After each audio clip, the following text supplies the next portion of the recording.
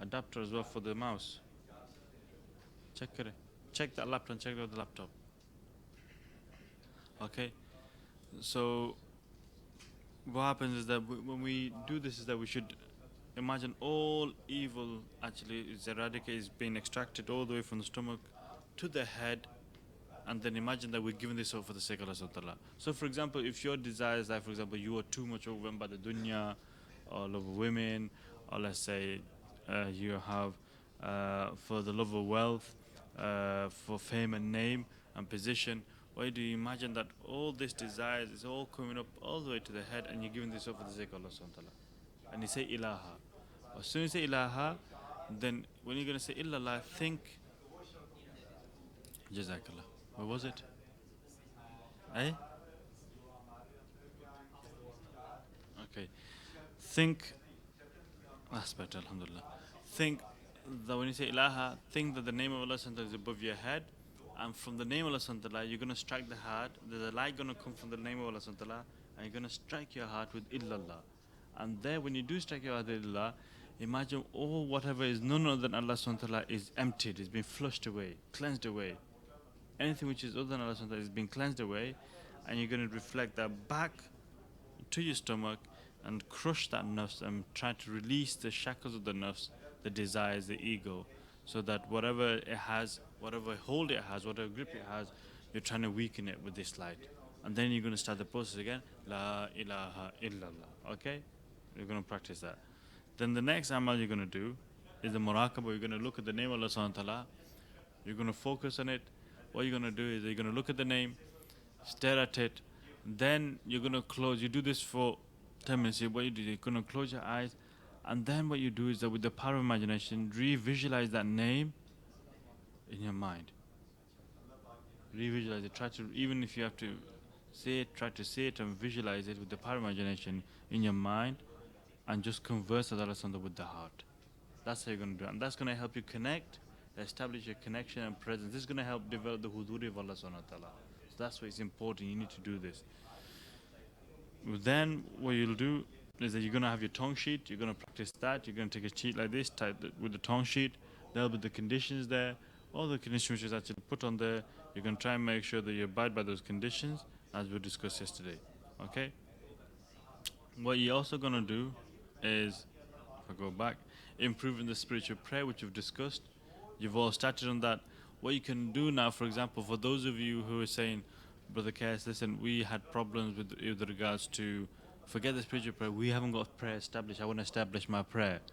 So what you do is that we've got a sheet which is for 40 days. Whatever sheet you want, you don't need to use ours, you can use whatever, but for 40 days, hook or crook, no matter what, you don't miss your prayers. And anytime the prayer comes, for 40 days, for those who want to steadfastness in prayer, and we're not talking about Jamaat even. What we're saying is that just whatever prayer is, Fajr, Dhuhr, Asr, Maghrib, Isha, you practice this for 40 days. If you miss it, let's say for example you missed one prayer, let's say you missed Maghrib, you put a tick, a cross, sorry, you start again.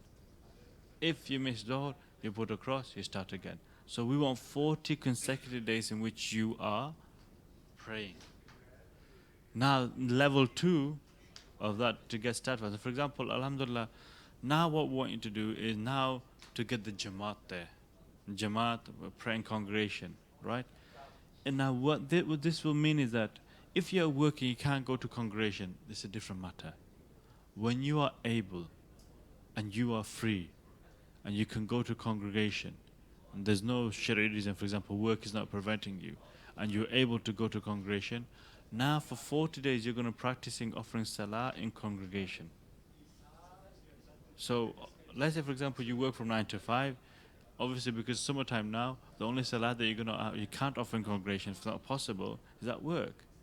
But the remaining prayers, the Asr, the Maghrib, the Isha and the Fajr, you should be able to now do it in the mosque. Okay? So now you're going to practice that for 40 days. For those who are saying is that I want steadfastness in Jamaat, this will be your target. You're going to do this for 40 days. So for example, if one day you miss Jamaat, deliberately, intentionally, put a cross, start again. Then the A'la, the highest one, would be the 40 days where you're offering everything in salah with jamaat, and then you're also adopting the spiritual level as well. Spiritual level in prayer as well. With the spiritual, and then the outward level is also you're establishing the outward level of prayer, which, for example, learning the faraid, the masalas, the meanings, and so on. And then you're also learning the spiritual dimension aspect, spiritual aspect of the prayer as well. And that'll be that you practice that for 40 days. Every spiritual level that you have after you leave here, for example, you've all been prepped, you've all should be more or less straight away easily you should be able to do the prep level. So we don't want you to do the prep level. We want you to do the level that you've been doing today. For example, doing it 3 times. And if you've mastered that, you think, Alhamdulillah, I've got that, then we can take it to the next one. So you choose that level, and then what you do is that you then practice that now for 40 days. As soon as you finish that, you then move on to the next one. You inform your mentor in prophetic path, I've finished my spiritual level of 40 days of this level. What's the next one? You'll assign you with the next one. And then the next one, and then the next one. So it's continuously improving every day. What you'll also be given is a sincerity sheet. Again, what you do in the sincerity, how to develop sincerity. How do I know how to have sincerity in my actions? So how do I have ikhlas in my actions? So what you do is that for every single major good deeds that you do, for example, the prayers or tilawat of the Quran, or you go into a conference,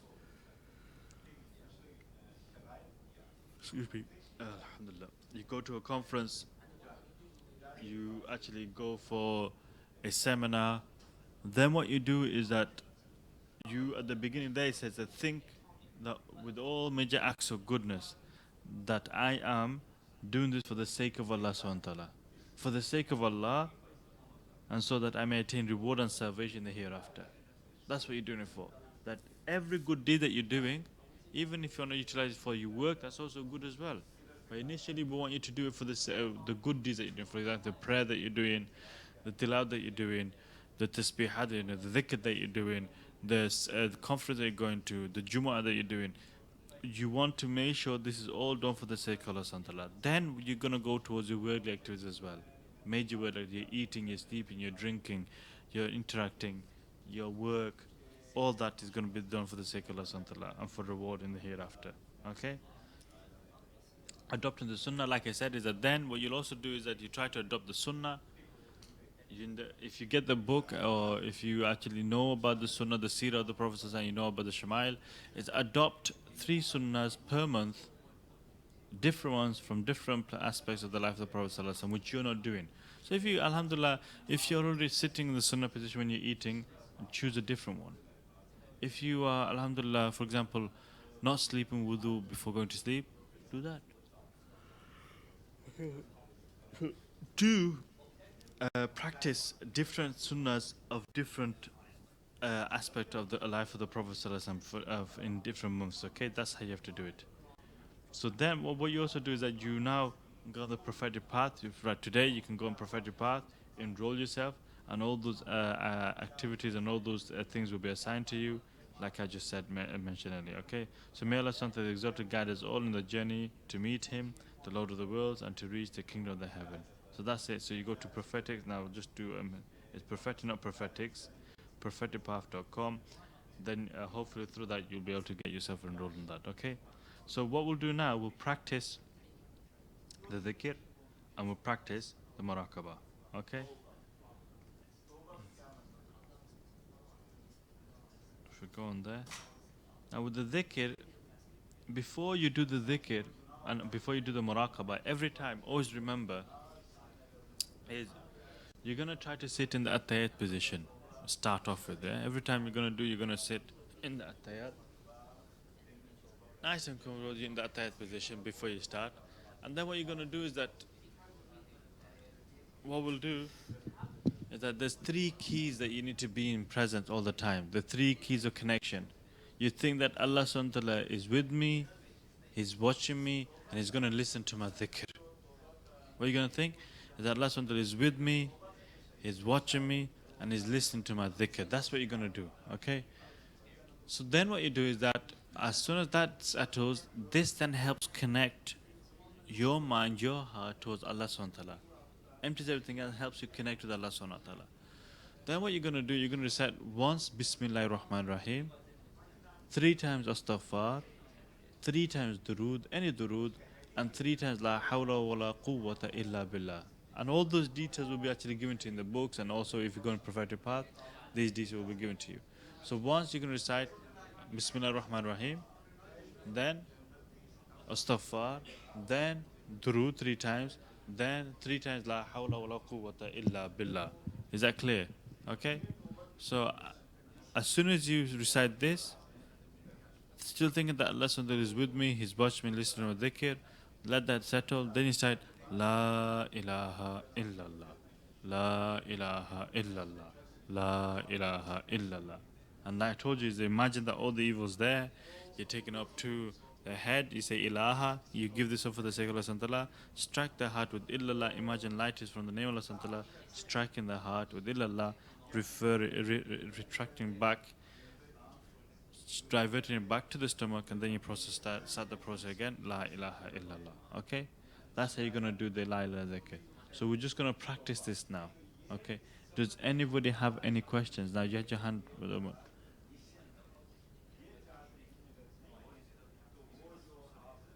Yeah, one time Bismillah ar-Rahman ar-Rahim. One time Bismillah ar-Rahman ar-Rahim. One time you recite Astaghfar, Astaghfirullah wa Toob ilayh. Sorry, 3 times Astaghfar, 3 times Durood, and 3 times La Hawla wa la Quwwata illa billah. So one time Bismillah ar-Rahman ar-Rahim, 3 times Astaghfar, 3 times Durood, 3 times La Hawla wa la Quwwata illa billah. And we'll practice this now anyway, so you remember it. Okay? Yep.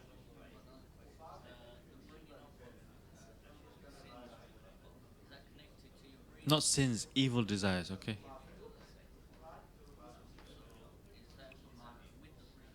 Not breathing. There's no breathing. You just that's not breathing. It's basically as you say la ilaha. Okay, it's not breathing. It's the pronunciation of la, the elongation of la. So when I say la, as you pronounce la, imagine you're taking this out, taking it out, taking it up all the way up, extracting it up all the way to the head, and ilaha, giving it up for the sake of Allah Subhanahu wa ta'ala. Sorry.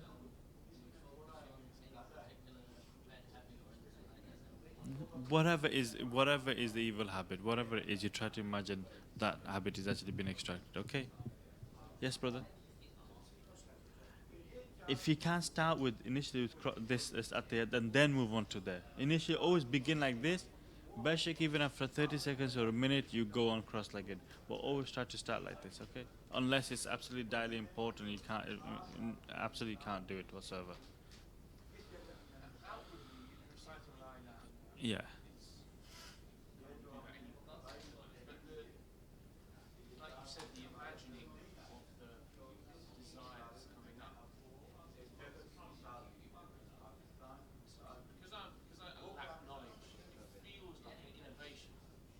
Innovation, what? Right.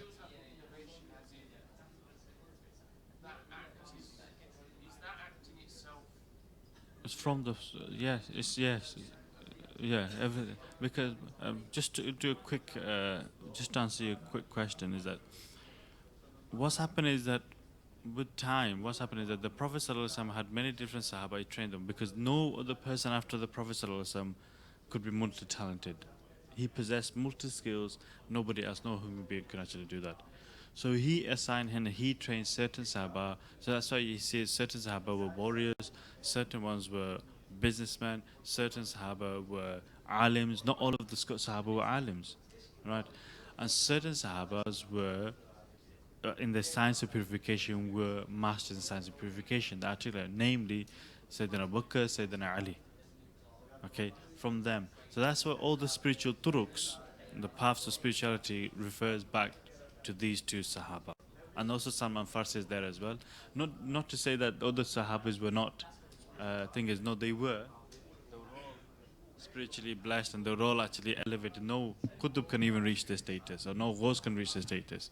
But what we're saying is that they specialize in terms of training and doing tarbiyah.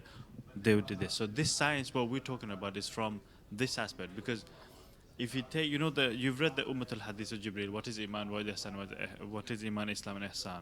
Three things, three components of religion. Yeah? There are three components of religion, and what's happening is that from those three components of religion, Iman, Islam, Ihsan. Iman, Aqidah. Islam, Fiqh, and ihsan is tazkiyah, or tasawwuf, or purification. And what's happened is that, yes, everybody is well acquainted with aqidah. Yes, everybody is well acquainted with fiqh. But the tazkiyah and ihsan, people are forgetting and lost it. So this is the science of purification. So hence, therefore, like exactly the same question that you asked, is that it seems like an innovation, is that here what we're saying here. No, no, no. What so yeah. Don't worry. That's why I'm giving you the background. The reason, that's why I'm giving you the background. That's why you see people, is that those people just focus on aqidah and fiqh, and the character's not there. What do you expect? Because the thing that's supposed to develop the character, they've neglected. But likewise, those people who just focus on tazkiyah and not got aqidah and fiqh, they'll also be astray. So what? This is the call of Imam Malik. Imam Malik was one of the four founders of the Maliki school of thought, but one of the four imams of fiqh that we say is that he's saying is that whoever will practice tasawwuf and lacks knowledge to the nearest effect, whoever will practice tasawwuf and doesn't have knowledge, the basic knowledge of aqidah and fiqh, he'll go astray. And whoever will just focus on aqidah and fiqh and neglect tasawwuf, he will be deprived and there will be some shortage in him. The best person, the one who combines them both, that person is complete. So your religion is more or less complete who have these three components. So if you don't have tazkiyah, this is an element which will be missing. And you need that element. It's fundamental. Because that's what makes up religion. This is what perfects you. You perfects your iman, perfects your amals. That's what it's going to do. Your salah is being perfected through what? Tazkiyah. Your zakat is being perfected through what? Tazkiyah. Your hajj is being perfected through what? Tazkiyah. All of these things, the component of Islam and your iman is being perfected through tazkiyah. And you're getting solidified more and more. Okay? So this methodology, everything, is nothing, is because people don't know. That's what it is. So this, because they don't know, hence, and also remember, bid'ah is two types. Bid'ah hasana and bid'ah sayyi'ah. Is that there is good bid'ah and there is bad bid'ah. So here, for example, let me just tell you, like you read the Quran. The Quran that you read, it's a bid'ah. And you're thinking, what are you saying for the case? What are you doing? It means that this mushaf in the book form, it was never in book form in the time of the Prophet ﷺ. The mushaf that we're talking about in the form of a book, it was never there at the time of Prophet ﷺ. It's only when Sayyidina Umar and encouraged by Sayyidina Umar to Abu Bakr, they then made one. Then it was actually Jami al-Quran was Sayyidina Usman who actually then put it all together in a complete book form. He's the one. This is a bid'ah. So that's why we say bid'ah, innovations of two types. Bid'ah sayyi'ah, bid'ah hasana. And hasana, good type, is good and khair. It's acceptable and it's fine. And bid'ah sayyi'ah is also, we should refrain from. Okay, this is the, which has no reward, and then it's actually evil, it's not good. Okay, we shouldn't actually do those sort of things. So, 1 second, what is it related to this? Yeah, go on. Yeah. Bad bid'ah, I mean that there will be no reward for you. No reward in this life or the akhirah, and if you do it, it's going against the command of Allah subhanahu wa ta'ala. It's not coming to my head as moment. I'll give you one as soon as I think of, okay? So, inshallah. So, here, for example, bad bid'ah, if you want to know, for example, let's say if tattooing probably didn't exist at the time of Prophet sallallahu alaihi wasallam. So if you did tattooing, that's a bid'ah sayyi'ah. It's a bid'ah, but it's sayyi'ah. For example, doing anything which wasn't at the time of Prophet, which was not established, but like these cigarettes. Yeah. So cigarettes didn't exactly exist at the time of Prophet sallallahu alaihi wasallam. So it's bid'ah. Anything which didn't exist at the time of Prophet sallallahu alaihi wasallam and the Sahaba, we say it's bid'ah and it's sayyi'ah, and it's harmful and it's bad and it's sinful, then it's sayyi'ah. Okay? So this would be outrightly now they said, forget bid'ah. Some ulamas have now given the fatwa that it's actually haram completely, cigarettes. There's a different topic together, we're not going on there.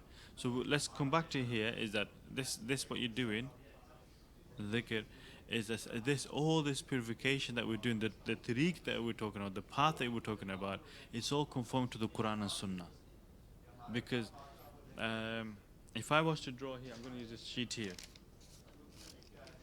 Because remember, the spirituality and tazkiyah and ihsan, none of that.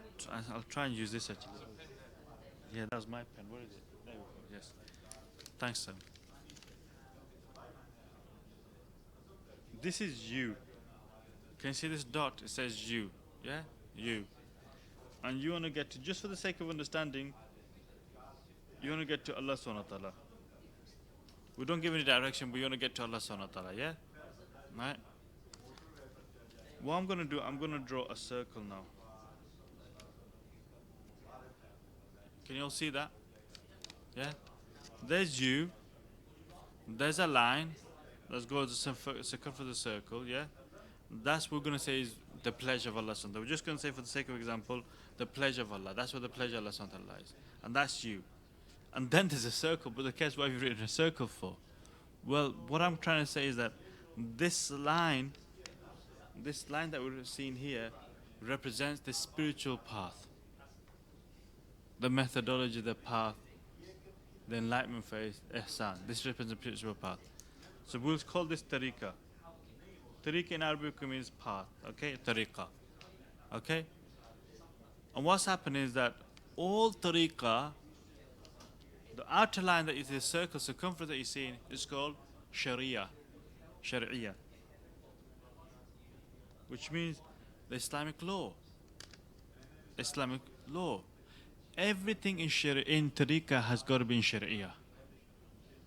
Nothing beyond Sharia, nothing against the Sharia. It cannot be against.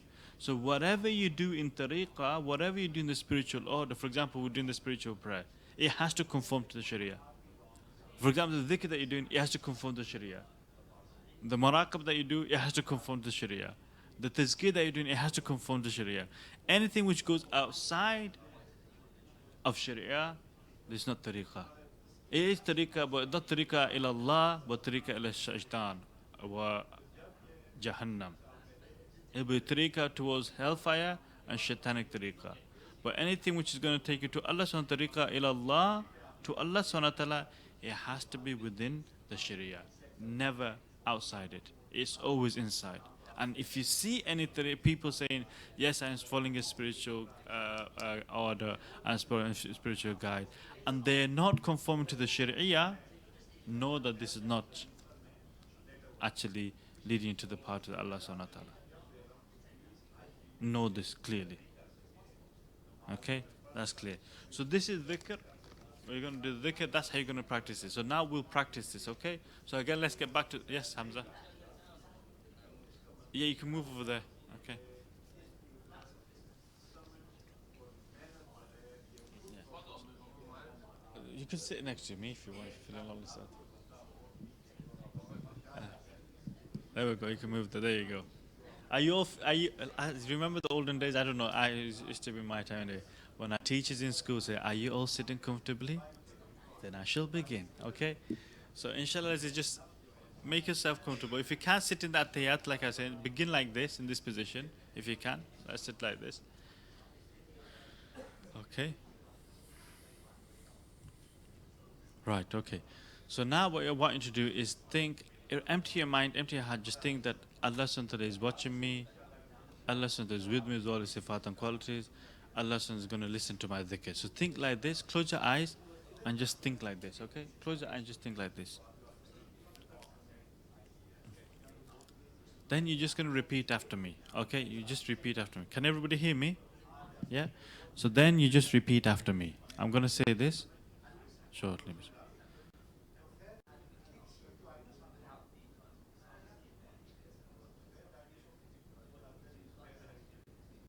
بسم الله الرحمن الرحيم أستغفر الله وأتوب إليه أستغفر الله وأتوب إليه أستغفر الله وأتوب إليه. اللهم صل على محمد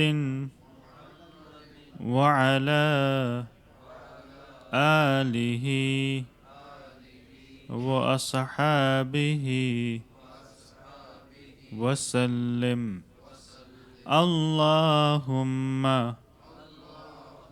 صل على سيدنا محمد وعلى آله وأصحابه وسلم. صلى الله على محمد صلى الله عليه وسلم. لا حول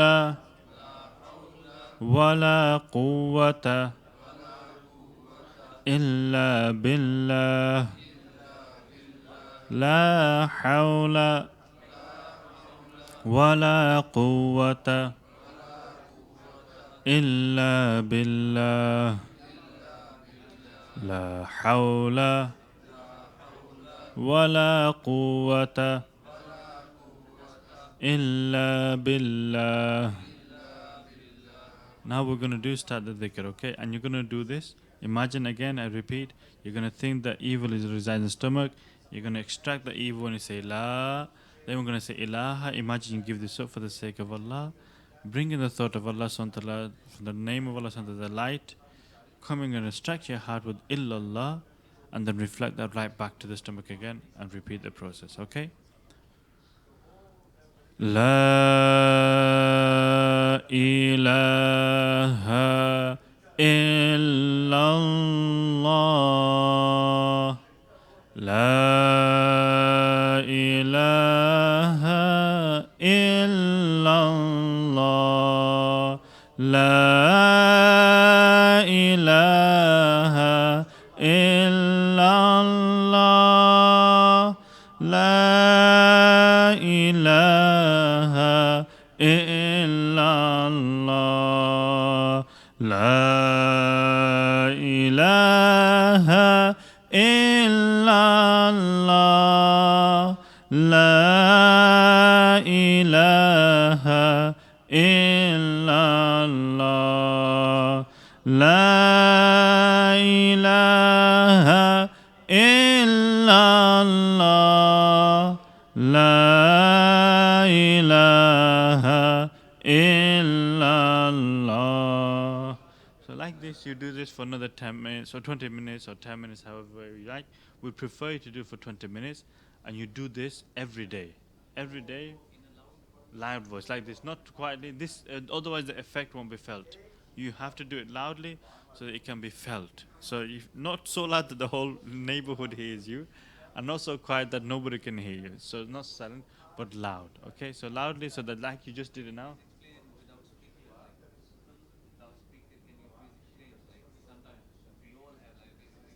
Yeah. Oh, without speaker, it'll be like this. La ilaha illallah. Okay, that's how you do it. Okay, the speaker is the same thing as you do it. That's how you do it. As you go. What I mean quiet is like this. La ilaha illallah. You wouldn't do like this. Okay, loudly so that it's audible. You can hear it yourself. A little bit more louder. Okay, that's how you're supposed to do. Now what we'll do, and you do this for 20 minutes every day. How many minutes? 20 minutes. That's how you're gonna do it every day. Okay, you're gonna any time which you feel comfortable with.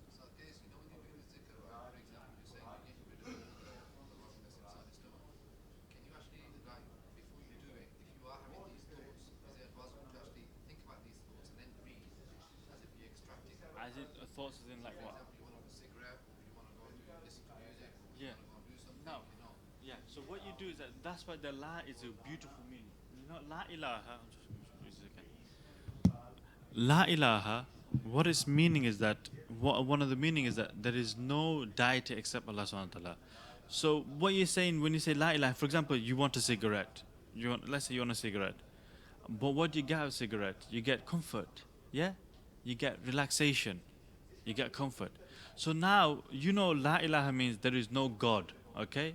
So if we take the word God out, we say there is no comfort. There is no ease. There is no joy. There is no happiness except with Allah, except for Allah. So what you do is that, for example, if there's the thought of cigarette, you're going to say that the temptation cigarette gives you relaxation and comfort. So you say La ilaha. You bring the meaning. There is Ya Rabbal Alameen. Now I'm getting this out. There is no. You're telling your nafs. You're telling the nafs. There is nafs. You're telling the nafs. Oh nafs. La comfort. There is no comfort except with Allah. Except for Allah Subhanahu wa Taala. There is no la cigarette, la women, la whatever it is that you got the desires for.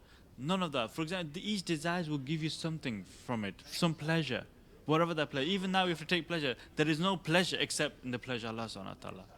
Anything that you think of, that's what negation is. The la is a negator. It negates. It's like a sword. You're trying to cut it off, saying no. There is no deity, because if cigarette becomes a thing that actually distraction from Allah Subhanahu wa Taala, and is a thing that is overwhelming you, drugs, alcohol, whatever it is, that's why this dhikr is one of the most powerful dhikr that you could possibly do. It's very powerful. You are saying, no, that's you, the spirit, saying to your nafs, this is it.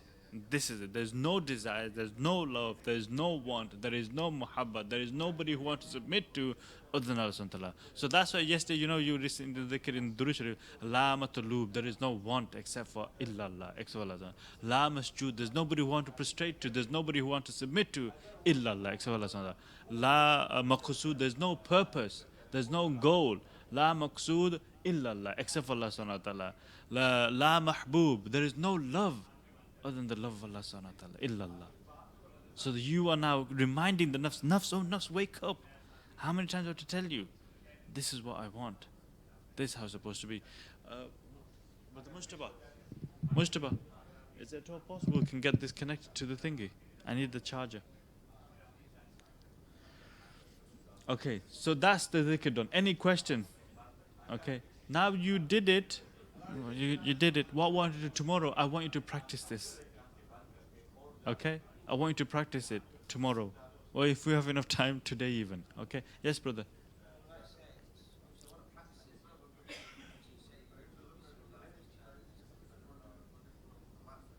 Yeah, don't worry. We'll write down for you. It's not very difficult. Bismillah ar-Rahman is just once. Yeah, just as soon as you say once, Bismillah ar-Rahman ar-Rahim, then astaghfar. You don't even need to say the whole of stuff. You just say astaghfirullah, astaghfirullah. So this is also correct. Any durood, sallallahu ala Muhammad, sallallahu ala Muhammad, sallallahu ala Muhammad, anything like this. And then la hawla wa la quwwata illa billah 3 times. That's it. Okay? Best to be in wudu. Best to actually make sure that if you're in wudu, if you can also wear sunnah libas, that's good as well. If you can put some itar on, this is also good, because malaika like this. When you are actually doing dhikr Allah Subhanahu wa Ta'ala and you're in wudu, you're clean, you're smelling good, angels will come sit next to you then. We have normally bad boys and bad people sit next to us when you're thinking. Here also now you're actually dressed, you're clean, and you're fragrant. Then malaika say, I want to sit next to this person, he's doing dhikr of Allah Subhanahu wa Ta'ala. Angels. Yeah. Okay? So that's the dhikr, okay? Anybody still not clear how to do this?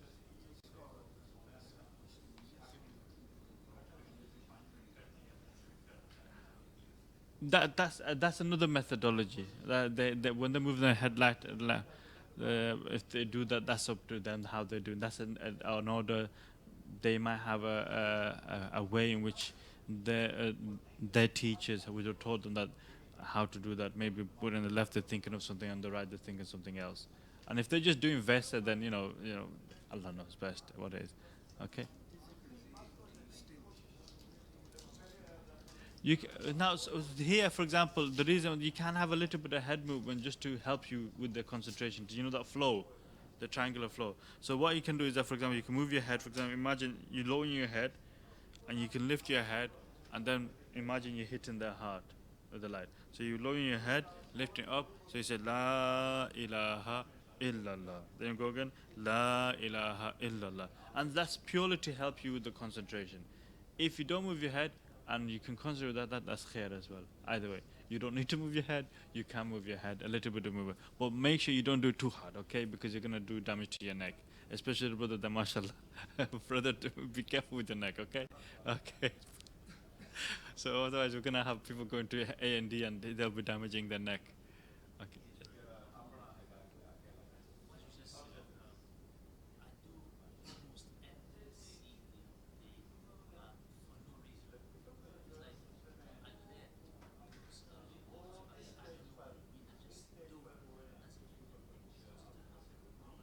So for which words?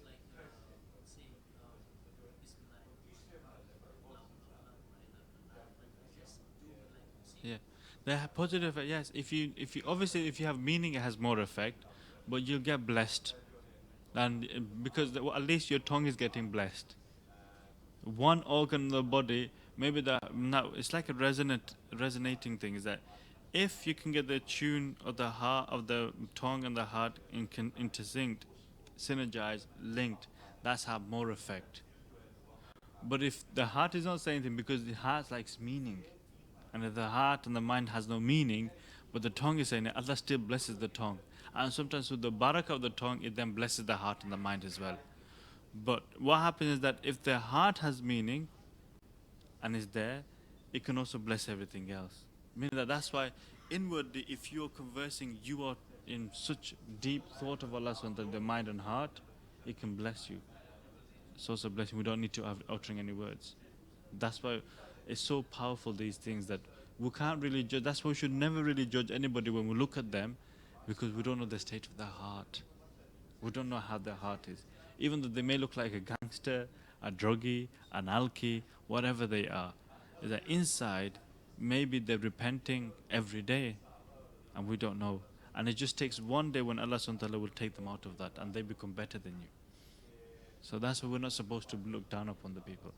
So that's the dhikr that we do, okay? So everybody's clear on that. Now we're going to perform the maraqabah. I'll try and... Mushtaba? Yeah, uncle. No, different. Yeah, in the 24 hours, when you are free, in the full 24 hours, whenever you're free. It's best if you choose a time when you're going to be fresh and alert. If you can't, then whenever it is possible. Whenever it's possible. But this is a personal dhikr. So it's better you do it alone. Okay, better. Now let's say for example you got your wife doing it, or your brother is doing it, or somebody else doing it. Again, you can do it together, but you do yours and he has to do his. There's not going to be somebody leading it and somebody else then follows you. You do yours and he does his, or she does hers, and that's how you do it. That's more better. Because it's not a collective gathering, it's an individual thing, okay? You just... Yeah, you can say Subhanakallah bihamdik ashhadu an la ilaha illa anta astaghfiruka wa atubu ilayk, or you could just end it with the dua. You should really end it with the dua. Any dua that you like. Mujtaba, can you put it? That's better, thank you. Yeah. So there's the name of Allah subhanahu wa ta'ala. And what we want you to do is, what I want you to do is look at the name of Allah subhanahu wa ta'ala. Again, you're going to sit in that tayyat position. So go in a position where you can see the screen. You're going to sit at tayyat position, yeah? Again, like I said, you initially sit like this. After that, after about, if you're feeling, oh no, my legs aren't, then sit in the close in the folded position, folded legs, or whatever you're comfortable. Okay, whatever you're comfortable. So you're going to look at the name of Allah subhanahu wa ta'ala. You're going to stare at it, and what you do is that you're going to first of all look for about 30 seconds so. Close your eyes for about 30 seconds so. Then you're going to open it again. You're going to look again. Look and stare at the name of Allah subhanahu wa ta'ala for about 30 seconds. Close your eyes again. Then the last time when I tell you look, you're going to stare. And then this time when you close, you're going to do this for 10 minutes. Obviously, you do 10 minutes at home. For here, it's just going to be for a few minutes. And then I tell you to open your eyes, okay? Again, same thing you recite. 1 time, Bismillah ar-Rahman ar-Rahim. 3 times, Astaghfar. 3 times, Durood. 3 times, La hawla wa la quwwata illa billah. And then have the connection that Allah subhanahu see me, He's with me, He's listening to my dhikr. This time though, nothing should be uttered with the tongue. Everything is done with the heart. You talk to Allah subhanahu wa ta'ala with the heart. Power of imagination, you're going to try to remember Allah subhanahu wa ta'ala's name, to visualize, and with the heart you're going to converse. Talk to Allah subhanahu wa ta'ala. and just think, what would you like to talk to Allah subhanahu wa ta'ala about? What would you like to talk to him about? Okay? So we'll practice this now, inshallah. Okay. So repeat and then inshallah. Okay. Bismillahir Rahmanir Rahim. Astaghfirullah wa atubu ilayh.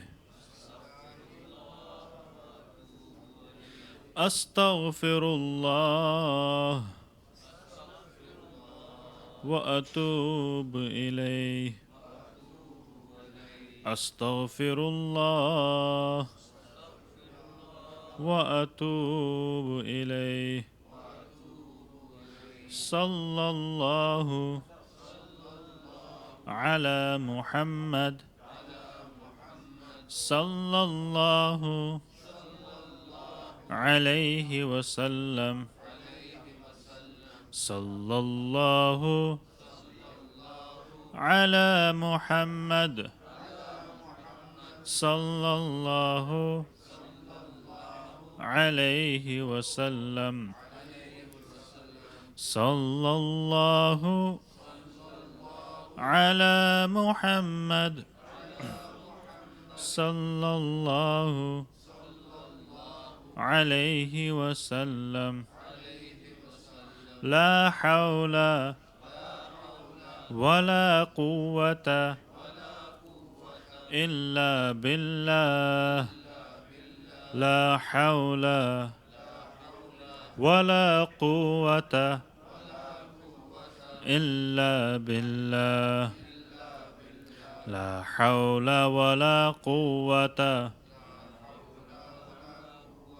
illa billah. Now let your mind settle that Allah subhanahu wa ta'ala is with me, He's watching me, He's listening to my dhikr, He's going to be listening to my heart, what is going through my inner state. And then open your eyes and stare at the name of Allah subhanahu wa ta'ala. Look at it and stare at it. Look at the name of Allah subhanahu wa ta'ala, stare at the name, do not blink. It's important you don't blink. If your legs are feeling hurt, sit comfortably. Okay? Sit comfortably. I don't want nothing to be distracted. Okay? Stare at the name of Allah subhanahu wa ta'ala. And when I tell you to close your eyes and revisualize the name with the power of imagination. Follow every instruction that I tell you, okay?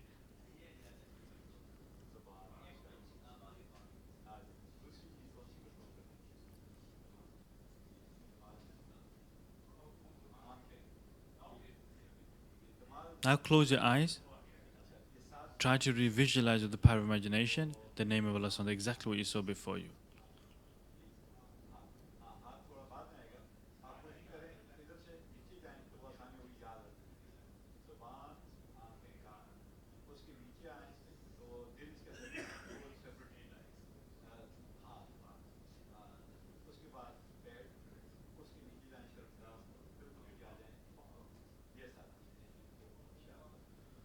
Now open your eyes again. Look at the name, blessed name of Allah subhanahu wa ta'ala again.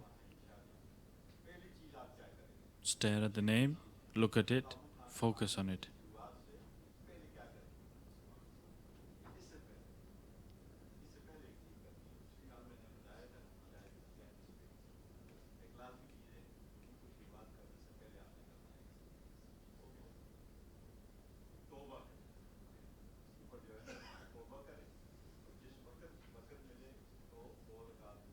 Close your eyes again.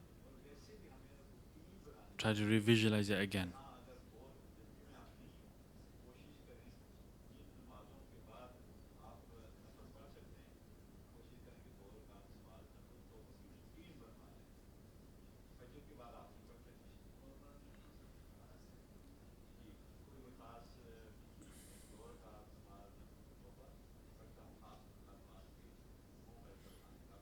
Open your eyes again. Now the last time we're going to look at the name, we're going to do it slightly longer. Blessed name of Allah subhanahu wa ta'ala. Look at it again.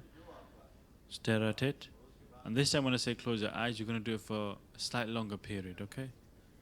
So look at the name of Allah subhanahu wa ta'ala. Focus.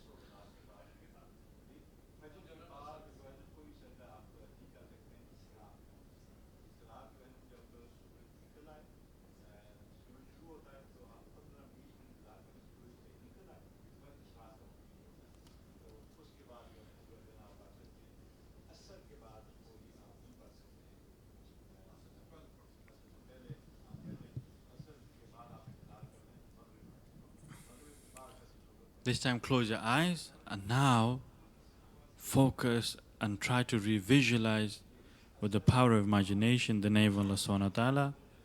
And now let your tongue remain silent and with your heart speak to Allah subhanahu wa ta'ala.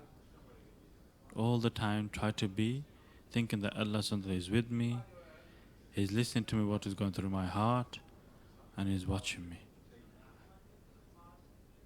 Try to revisualize the name of Allah subhanahu wa ta'ala.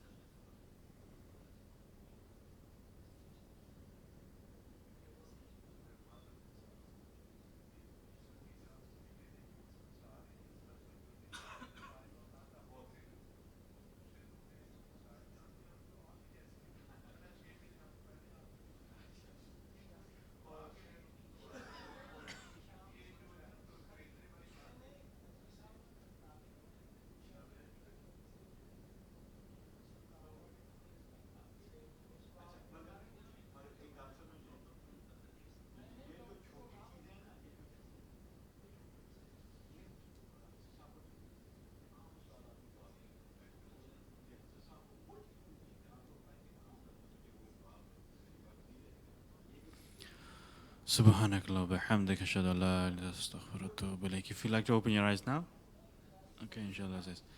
So let's just get some feedback. How did you all feel with the muraqabah? How did you find it? Was it difficult? Was it hard? Was it easy? Just give us some feedback. So,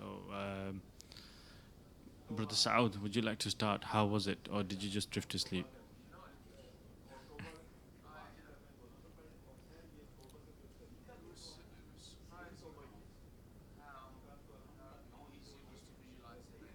So were you able to see it clearly? Or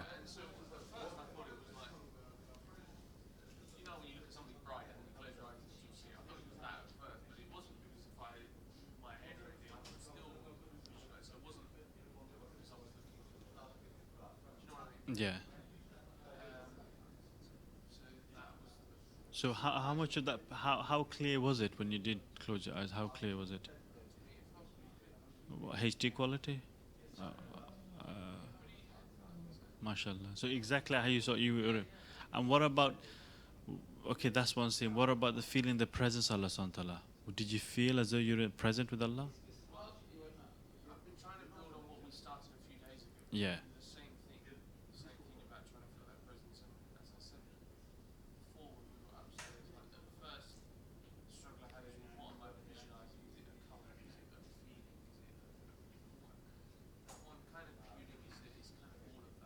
Right.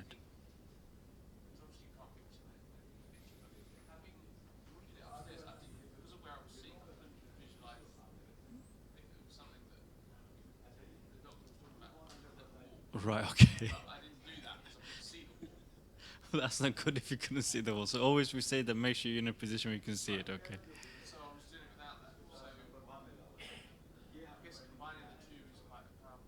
Yeah, it needs to. Okay. Brother, would you like to give your feedback?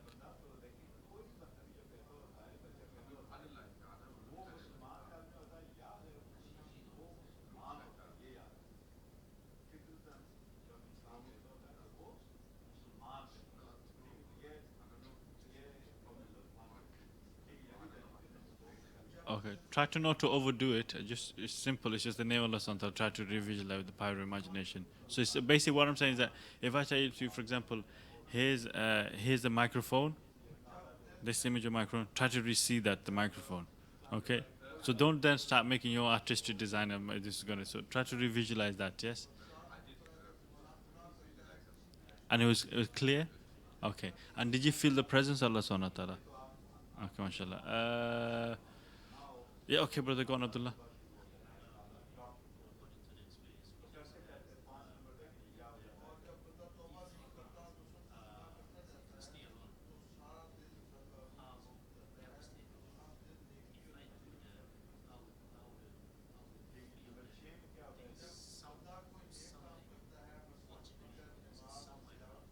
Right.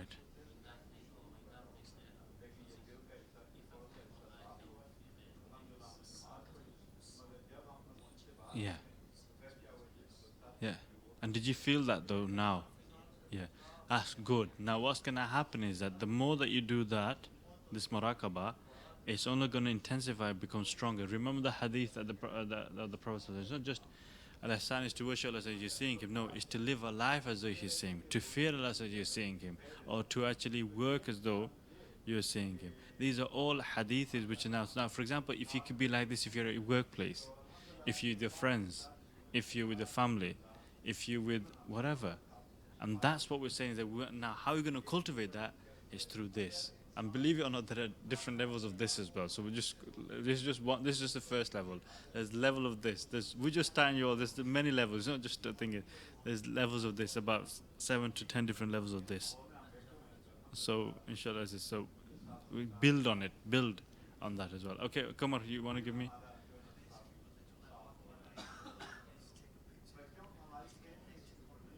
Yeah, Polaroid camera, instant photos. Okay, that's fine.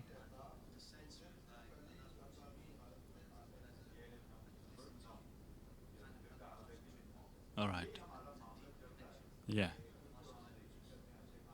Okay, that's good. That's good. Uncle,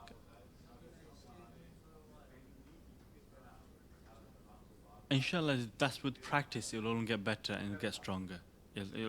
That's why we say that you practice. मुसलसल से भी करे देंगे तो इंशाल्लाह से और मजबूत होंगे ठीक है okay brother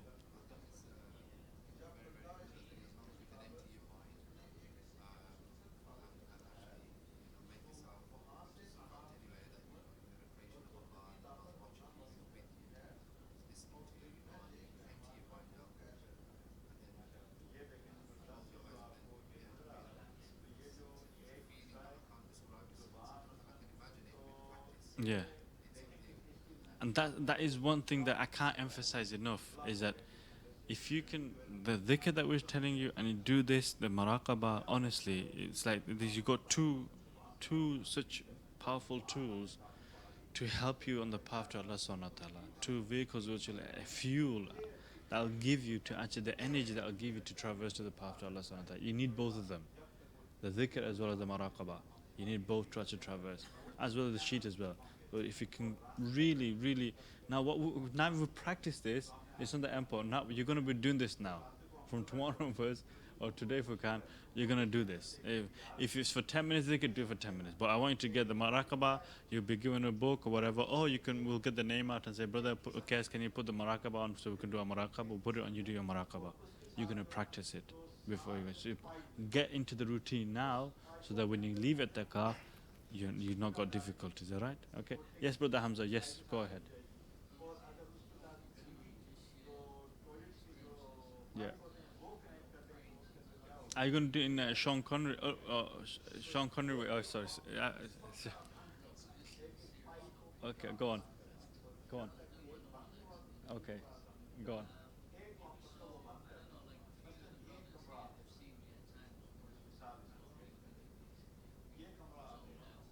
All right. What right. Yesterday, yeah? Yeah.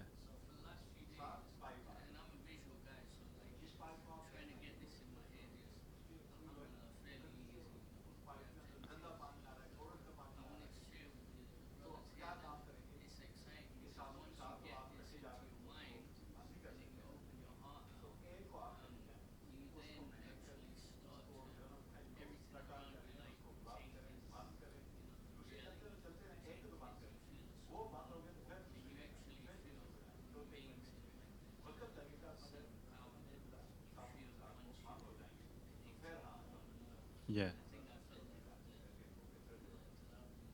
Yeah. Yeah, we try not to get, but we'll, inshallah, hope that's one of the effects is that sometimes is that we always ask, always when this happens, is that if it gets too much, you can always recite Durood to help you. Durood Sharif also helps blessing. But inshallah, it won't be such that it'll be, that's why you need to be under the supervision of someone so that you don't overdo it. And if it's the case, you don't overdose, we can actually make sure we can do something and you're perfectly fine. Yeah.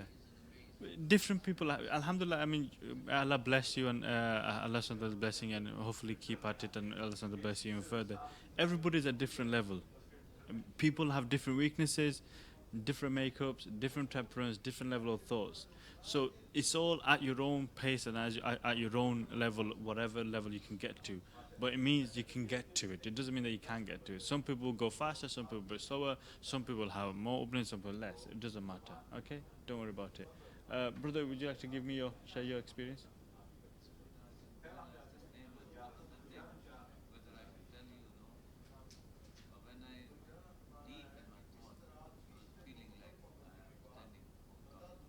MashaAllah, very good. Mm. Right, mashallah, very good. That's good, but again, like I said, try to visualize, and if you are there, even if you go to Kaabatullah, remember one thing I always say: if you see Kaaba, that's not Allah. You want Allah. Keep on going further. So Allah said, this is still the Kaaba, but I want you. You understand? It's still the Kaaba is not Allah, is it? Even the name is not Allah Subhanahu wa Taala. I want Him.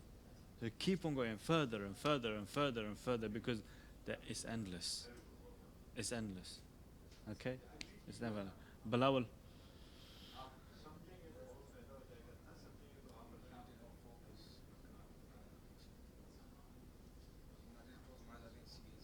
Don't worry, don't worry.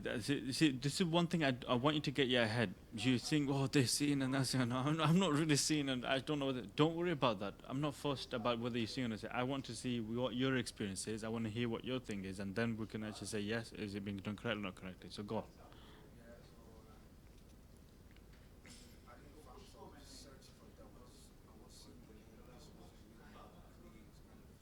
Yeah. But what about your feeling of heart? And did you feel as though you were in the presence of Allah Subhanahu wa Ta'ala? Did you feel as though your presence increased or not increased? Right, okay. Right, that's good. And that is important that you start. If you should feel as though, listen, I'll tell you when another time after I hear it. Yeah, brother, you give me your feedback, yeah?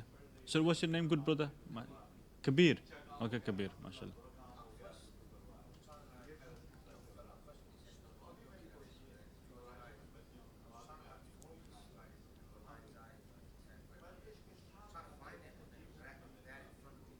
Mm.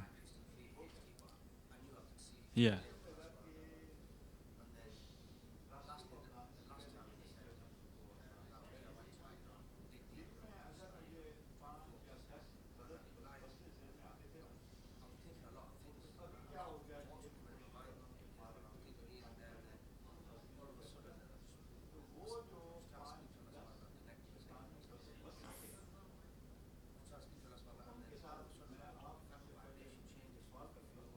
Mm.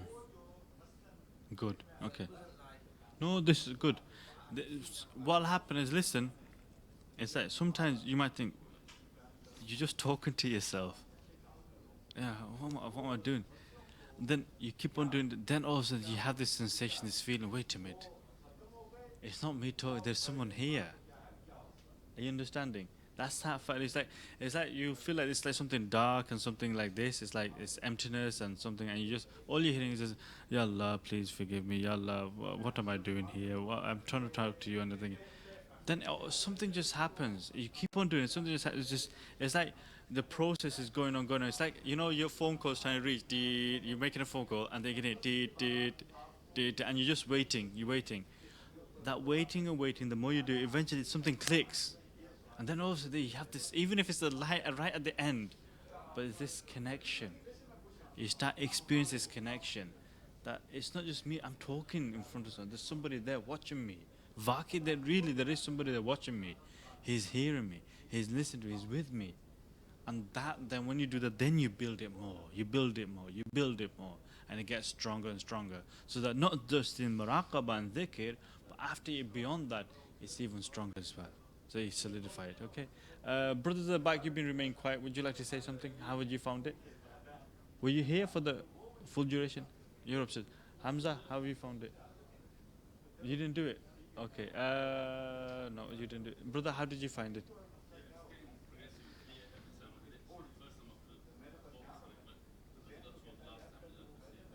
So inshallah, with practice, you'll get better. Okay, Sufyan, Abu Sufyan, sorry, Abu Sufyan. It is Abu Sufyan, isn't it? Or is it Sufyan? Is it Sufyan? Or is it Sufyan? Or Sufyan Thawri? Or okay, okay. What was this? Was one of my students, basically. I've not seen for a while, so there you go. Yeah, go on.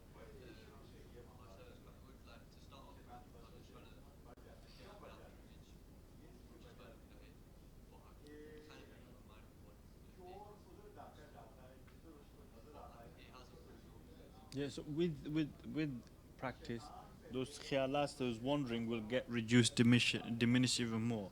So don't worry about that, inshallah. Anybody else want to give me the feedback? How did you find it, brother? Right. No, noises, etc., etc. Yeah. Yeah, don't worry about that. Then ideally, it should be in a quiet environment, no speed, because this is why I said is that little slightest thing can affect you. Okay, so slightest little noise or something which is maybe background noise or background things, a car just goes and then you say, oh my gosh, my mind is broke. It can be very subtle, delicate. So, but inshallah, with time you get less sensitive and you'll be better to it. Okay.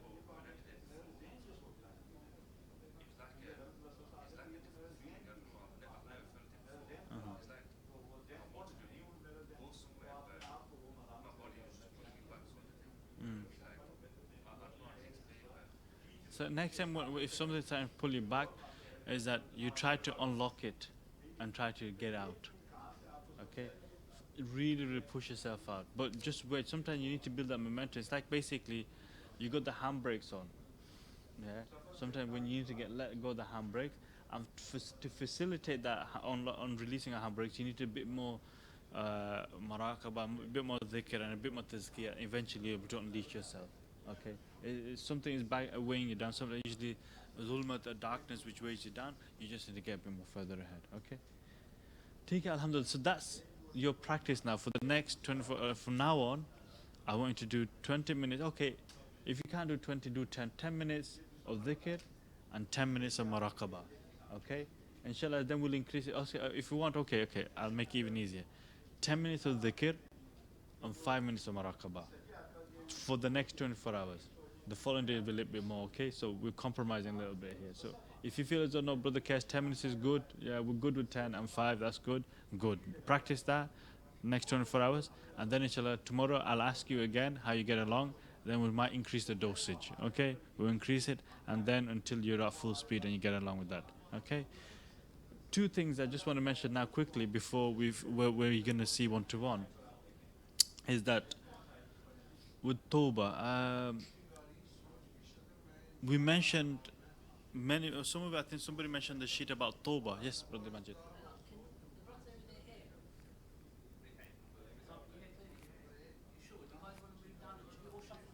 Because got the speakers there in it, so when I got the mic from the should be able to hear it.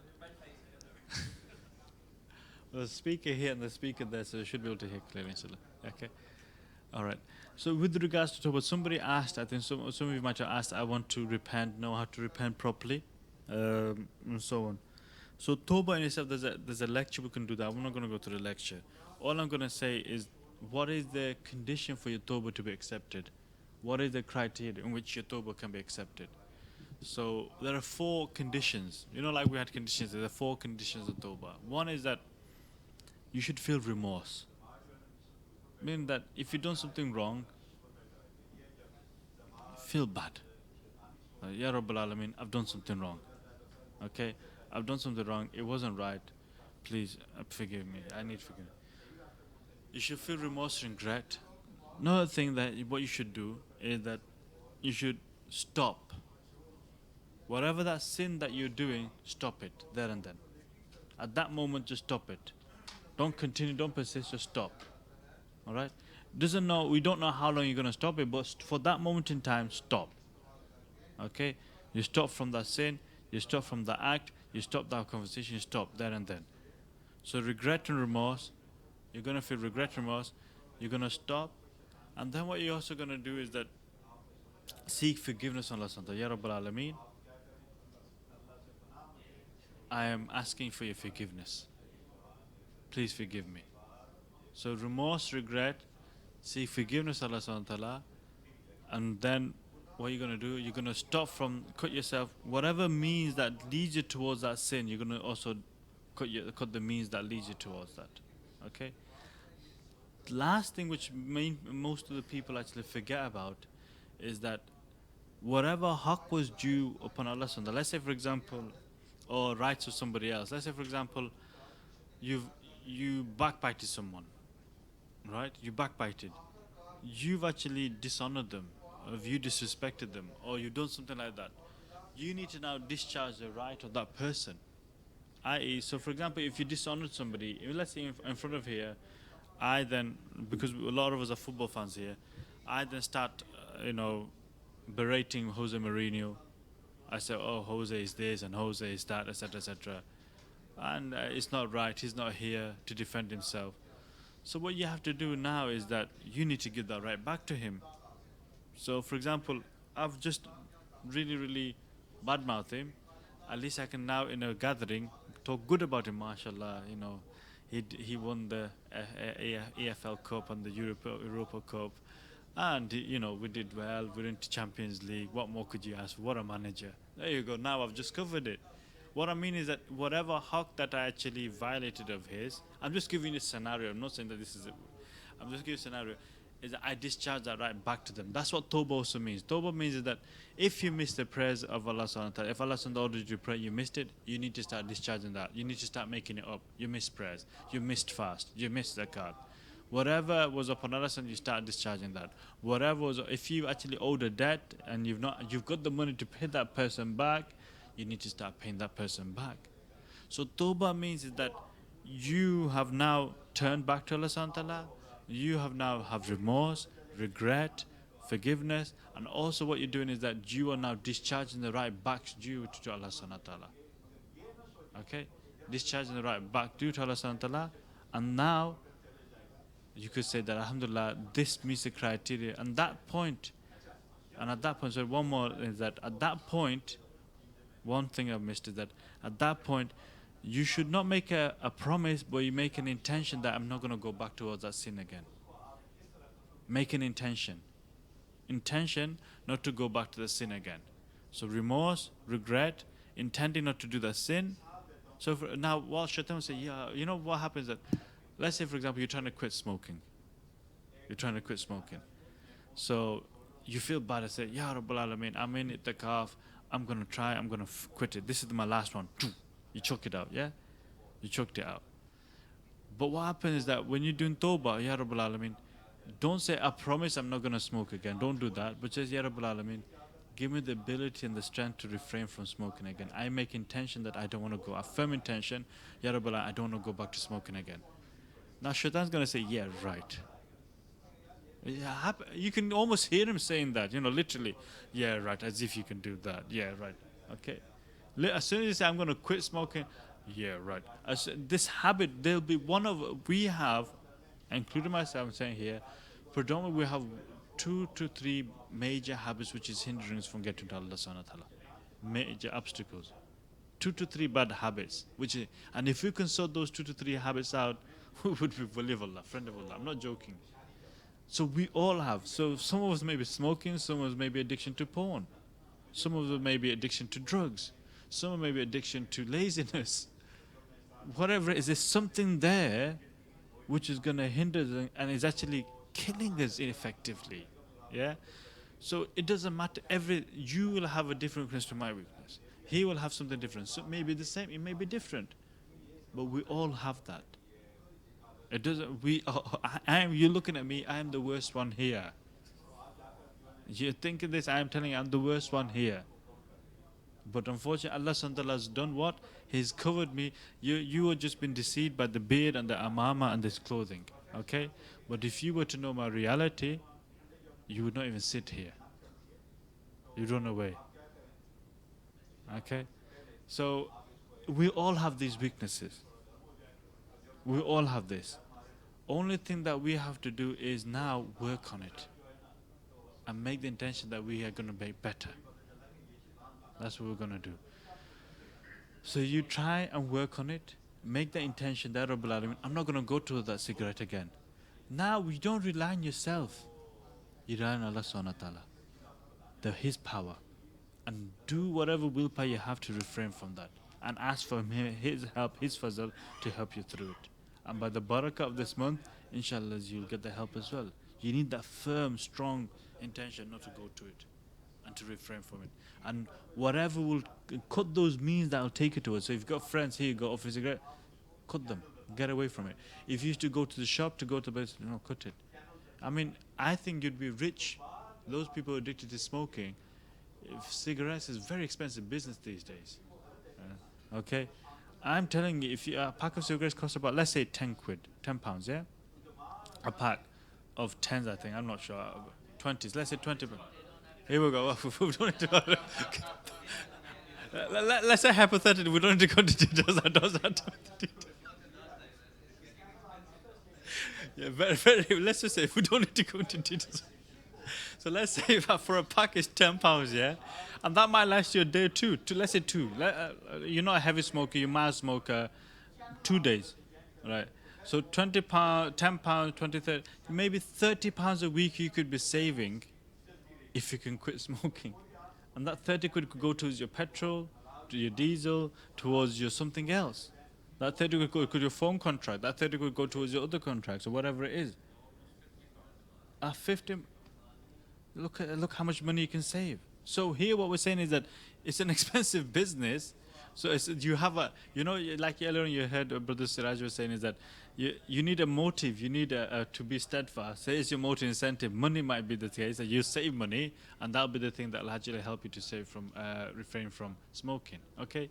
So remember, Tawbah, remorse, regret. Make a firm intention to go to sin, seek forgiveness, discharge the right to Allah subhanahu wa ta'ala, cut the means that leads you to Allah, leads you towards a sin, and that will hopefully help you to do a pakka tawbah. Okay? Sorry, one more thing. That's just saying it. Offer 2 rakasat tawbah, nafal, when you offer it, as normal you say, I'm doing 2 rakasat tawbah, Ya Rabbal Alamin, please forgive me, and then you make the dua. And inshallah, that will actually get rid of your kaba'ir as well, the big sins that you committed as well. No, you don't need to recite in particular surah. And also when you start the sheets, you do 2 rakats of the tawbah. So you start the tongue sheet, Ya Rabbal Alamin, whatever sins I might have committed wrong in the past, please forgive me. And then if you don't ghiba of anybody, you go to the brother. If it's still, I say, brother, in the past I might have said something wrong which was not correct about you. When you're not present, please forgive me. Ask forgiveness from him. I know it'll be hard, but you'd rather ask forgive him from now than on the day of judgment when he's going to take your deeds of you. So do it now. Yep. For laziness, we need to do a whole new talk for that. So if you are no, there's a system, there's a sheet I can give you for laziness. Okay, it needs, if you're all saying, yeah, Brother Qais, we need to hear something about laziness, I can do that another day for you. If you want to talk about laziness, we can do that, okay? 2 rakats at nafl tawbah for the pleasure of Allah, facing the Qibla, Allahu Akbar. Okay? Okay? So we've done that. You get yourself listed. Sheets will start giving you, hopefully, if you get yourself enrolled upon the prophetic path, they should assign you the sheet. But for tomorrow, what we're going to do is tomorrow what we'll do the faraiz and the wajib mufsidat of prayer. And if there's anything else you want me to do in between, we'll do that. Other than that, then inshallah Aziz, we'll leave it here. Now we'll start the one-to-ones. Yeah, quick questions, yeah.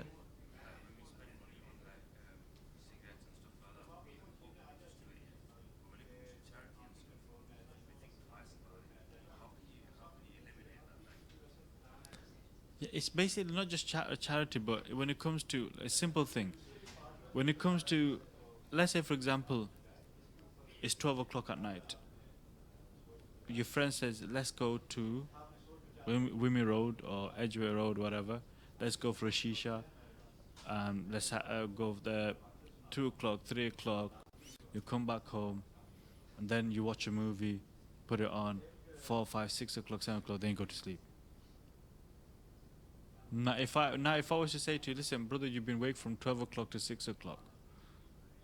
No, hold on. Is that you've been awake? People will say, "Oh, I can't, you sacrifice your sleep. You didn't feel tired. You're enjoying.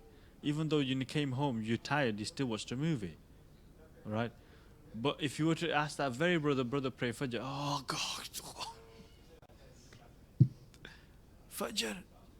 Then at that time, you have this strangulation effect. As if somebody's strangling you, think, "I'm so tired. That blanket's too hard." Oh, you fall asleep. Don't even mention it, yeah, because it's difficult. Just like, for example, you're saying is that we find it easy to give money for cigarettes, but to give money to charity is difficult. Likewise, if you find it hard and difficult and boredom in doing good deeds, and you find it easy to do sinful deeds, then this is a sign of sickness of the heart. Your heart is ill. You need cure. And this, you're in the process of curing yourself. This journey is now in the process of curing yourself and to actually make you better. Yeah, go ahead.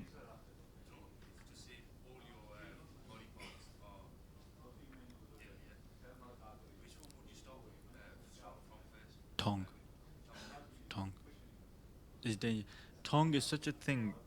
It's like you could say it's the governor of the. You know, we have governor of everything. The heart, the king of all the organs, the heart. Yeah, it dictates. Next chief is the mind. Okay, and then below that, then the governor of the seven organs of the body is the tongue. That's why Sayyid al-Khudri an. Hazrat Sayyid al-Khudri an, he said to the nearest effect that every morning, the tongue, all the organs of the body addresses the tongue. You imagine. Do you hear this every morning? No, you don't. You get up, Alhamdulillah. Okay, that's it. But do you hear that? No, you don't hear it. But this is the other dimension that we are blind to. But anyway, Hazrat Sayyid al-Khudri said in the race, say that every morning, that all the organs in the body address the tongue. They say, "Oh tongue, if you are sound and correct, we will also be sound and correct. But if you are corrupt, we are doomed." If this tongue, that imagine these, the hands, the feet, the stomach, the private, the stomach, all they're saying is that, listen tongue, if you are good, we will be good. If you are evil and corrupt, we are doomed. We're not going to be anywhere. So hence why what happens now, if you analyze it, you know when you're fighting, what happens? Swear, doom, hands then move, legs then kick in. All the things comes on, isn't it? For example, when you are actually, when you want to be, when you're robbing, stealing, etc., etc., the planning has taken from someone, hasn't it? Planning with your mates or planning with yourself, and then what happens? Your hands to perform everything else. So everything basically is that the boss of the organs is the tongue. So if there is an organ of the body you to stop at, that's why we make everybody start with the tongue. Get that sorted, and hopefully then everything else will slowly come in tune. Sorry? Eyes is the next one. So tongue is and eyes is the next one. Eyes, these are the two, believe it or not, honestly, these are the two organs that people find most difficult. The tongue and the eyes. M- Generally speaking. Generally speaking, the tongue and the eyes. People watch a lot of things they're not supposed to look at, and unfortunately they fall prey towards that. Now, the effect, I'm taking a lot of the time, but it's good, it's khair, it's better than maybe the one-to-one, because maybe you've all got these issues and problems, so don't worry about it. So imagine now, you know this, we have this sheet here. Imagine we have a cuboid. Okay, people don't cuboid. Okay, imagine we have a room which has got four walls, and the ceiling is white and the floor is white, so everything is white. Room is white, four walls, one, two, three, four walls are white. Ceiling is white, floor is white. Okay, but the thing about these walls, it's got a link towards whatever you see. Okay, so whatever you see, it's got a link to what you see. And as soon as you see something, boom, that gets printed on the wall. Okay, it gets printed on the wall. All right, are you all clear? What I'm saying? You got four walls, roof, and a ceiling, all white, pristine white, brighter white, brilliant white, Dulux, brilliant white, absolutely beautiful white. Okay, but the thing is these walls are special, and what happens is that whatever you see, it imprints it on the wall. All right. So now, imagine you go out through the day. What are you looking at? So whatever you're looking at is been imprinted. Print. It's been printed on. Now eventually you're going to cover all the walls. Now I ask you if that, now what I'm telling you is that analyze that wall, that ceiling, that floor is like your heart, right? Now analyze what is the state of your heart of the things that you've been seeing.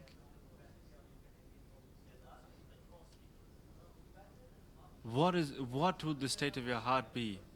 Actually even says that, is there even, for example, we are now trying to actually visit the name of Allah. At least that's got imprinted today. It's printed. The name of Allah subhanahu wa ta'ala. Maybe a little bit of pixels, less than a pixel. But what's the others? So therefore, it has a. This is what the heart gets depressed. If that's why when you look at something, you can't have. The heart gets depressed. You can't have that girl. So why are you looking at her? You can't have that car. So why are you dreaming about it? You can't play for Manchester United. So what are you dreaming about it for? You can't. So excessive looking, that's why we say excessive looking at worldly materials has this effect.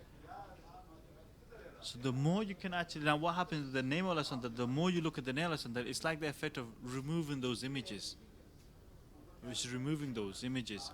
As you're looking, with the power of imagination, it's like taking and chipping away those images and keeping it clean. It gets cleaner and cleaner and cleaner and cleaner until you get that bright spot again. And then you now imprint it with the name of Allah subhanahu wa ta'ala, the name of Prophet sallallahu alaihi wasallam, about Akhirah, about Jannah, about all the blessed characters of the Prophet sallallahu alaihi wasallam, about Sahaba, about Awliya, about Salihin. Imagine now this house, this room, which is filled with all these things, how illuminated would that be? And how joyous would that house be? How much blessed would that be? And that is how we want to get to. So that's why the tongue and the heart, very, very difficult people find, but very, very important effects they have on us. Okay? Any other questions? Okay.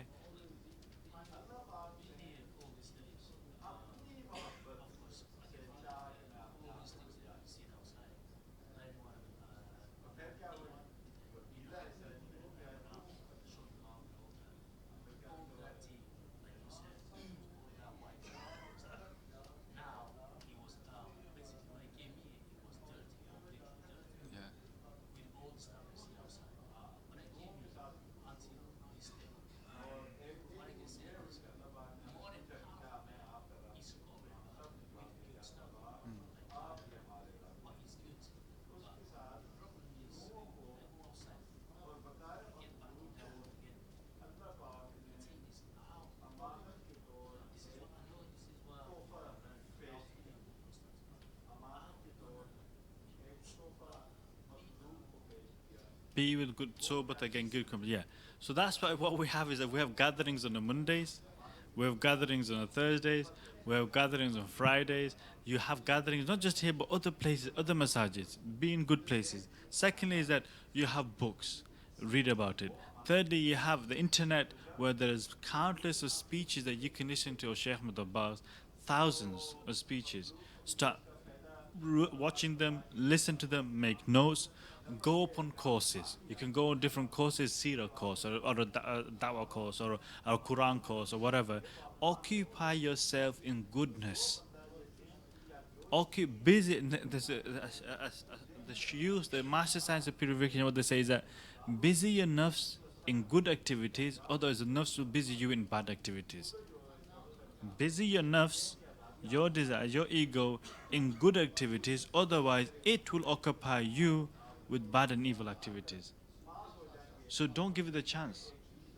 And good activities can be, I'm not just saying go to mosque, no, you can be with your wife, you can be with your sister, you can be with your brother, doing good things.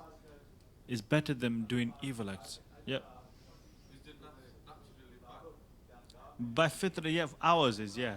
Not naturally, but basically, inna nafsa amaratun bisu. When it was first, when it was given, no, it wasn't.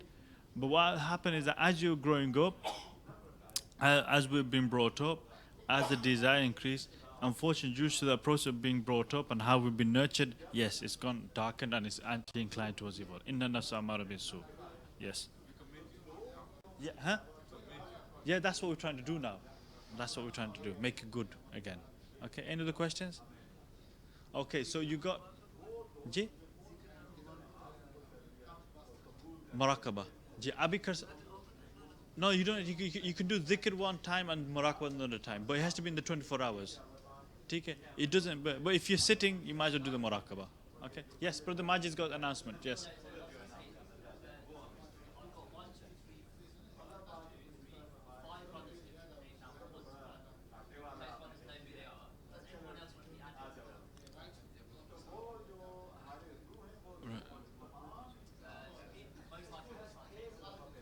Yeah.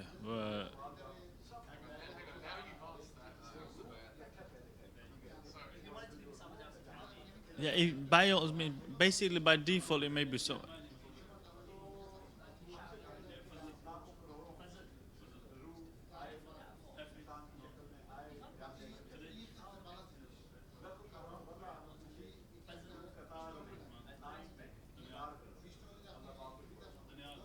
Daniel. Okay.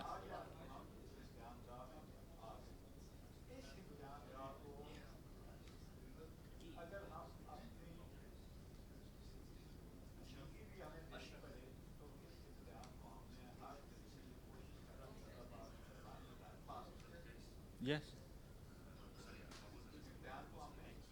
Seem one to one those people, but if your answer, if your question has been answered, alhamdulillah, you don't need one to one, okay? But if you do want to one more questions, then you can have a one to one where basically maybe some people are shy to say, I really encourage sometimes people, although we don't mind, but if sometimes the issues that you got, others are also feeling that, and you don't realize it, but you think, oh no no no no no, this is so bad. I don't really want to think it. But if you were to say in front of others, then we can give a solution. The other person can also hear that solution as well. You understand? So sometimes it's beneficial more. It's sometimes beneficial that better to say these issues if you can beat the shyness. But sometimes obviously you can't. It's too much of a personal matter. But maybe others are suffering the same thing, and it can be actually repeated in a collective thing, and everybody gets the answer then. Yeah. Okay, so this is for a one-to-one. Those who wish to do a one-to-one mulaqat where your questions are not being answered, you've got other issues, then inshallah we can then do a one-to-one and try and give you a specific thing for it. Okay? Okay, then inshallah Aziz, we will throughout the day tomorrow be on the lookout. Maybe in time, but most likely be maybe after Fajr. I might call a few of you, so be ready after Fajr when we're doing the scars. Just before we sleep, I'll see one or two of you if I can, and then after that, maybe before Dhuhr, I'll call a few of you as well, who see some of you, and then hopefully before that time comes tomorrow, hopefully I would have seen most of you, inshallah. Okay? Jazakallah khair. May Allah bless you and reward you in the journey. Jazakallah khair.